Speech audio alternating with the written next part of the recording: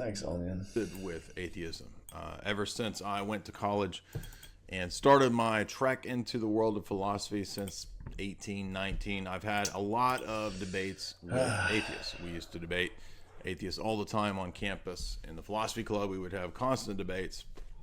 So I'm very familiar with atheist argumentation. I had a lot of atheist professors, and I even debated atheist professors when I was a sophomore. I had a public debate with my philosophy of science professor at the time.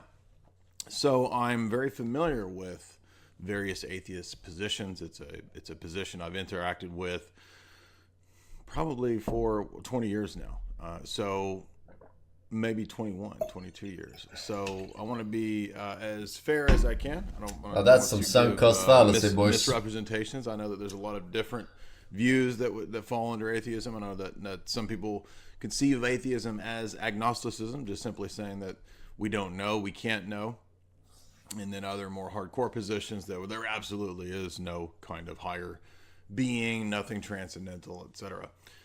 So I'm going to give my 10 reasons. They're not really in a specific order, just like the other top 10s, why I'm not a Catholic, why I'm not a Protestant. You can watch those videos right before this.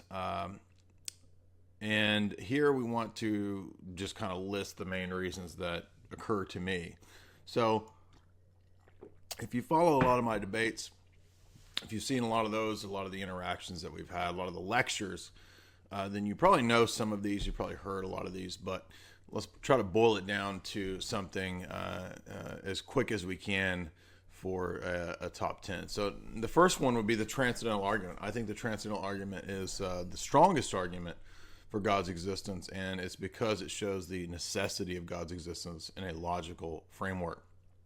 It can be written out as a syllogism. We've given many examples of that syllogism. If you listen to the debate that I did with Dr. Malpass, you'll notice that towards the end of the debate, I listed a syllogism there that could work.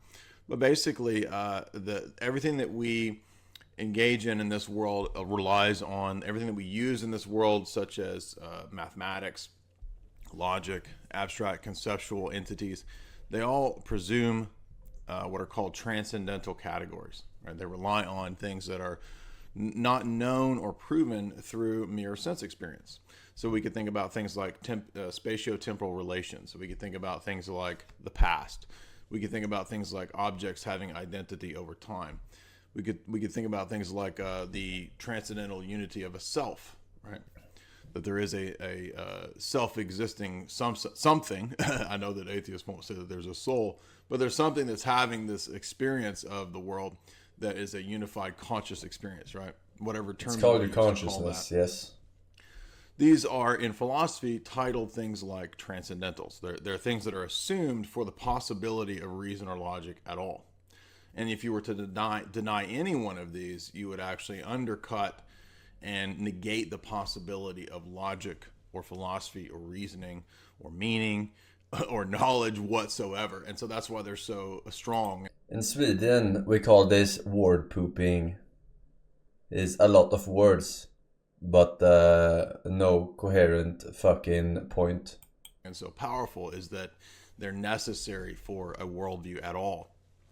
Now, a person can theoretically deny these things and continue to have a worldview. A person can theoretically deny these things, yes. Pragmatically speaking, but at that point they're just being inconsistent.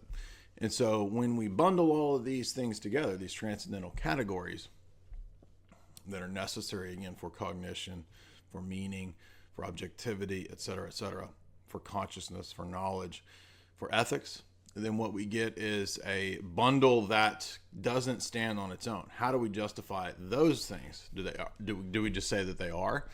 Well, they actually do need to be grounded. They need to be made coherent, and they need to be strung together, so to speak, on a you could think of it like a golden string of pearls that strings together all these transcendental things. And that is all of these transcendental things you're talking about, they're all man-made, all right? Fucking ethics, fucking soul, fucking all these terms. The mind of God is Mother Nature doesn't give a fuck about basis, what the fuck you call these things. And although it may sound kind of counterintuitive, it is, you can logically show this. Now, we've done this in many talks. I'll put some of those talks down below for a longer presentation. But essentially, any worldview that doesn't have that as its grounding, any worldview that tries to do materialism as its basic metaphysical or physicalist assumption, ends up in relativism. It ends up in self-contradiction at a very fundamental level. So I would say that the transcendental argument itself is the first reason that I would believe in God's existence, because it shows that reasoning itself presupposes the Christian I got God. absolutely nothing Reason that I would out of not that. be an atheist. What the fuck is he talking is about? That we utilize all these things like meaning, like logic, like math, and we think about those abstract conceptual things, but there's also other things like love, like beauty, aesthetics, things that relate to the world like telos or causality. Those things in themselves can't be empirically demonstrated. They're actually assumed. And so they're kind of like the transcendental categories that I mentioned before. Things like they can't be empirically demonstrated. That's literally the opposite. All of those are subjective. Alright? What the fuck is this guy talking about? Is he retarded? I mean, I know he's retarded because he's debating fucking atheists for a living. But causality and telos would be. And I would argue that you could even include perhaps aesthetics in that category, right? That it's actually impossible to live your life as if the good is purely subjective. And that's what I think is amazing. It's impossible to live your life as if the good is purely subjective.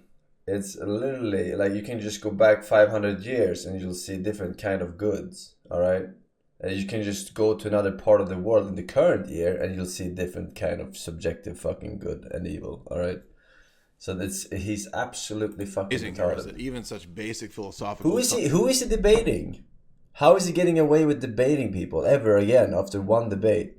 I don't understand. Assumptions like whether there's an external world ultimately can't be justified unless you have a world grounded in an external being like the mind of God and not in our own subjective experience. And so essentially, another one of these key assumptions would be that your senses match up to an external world, right?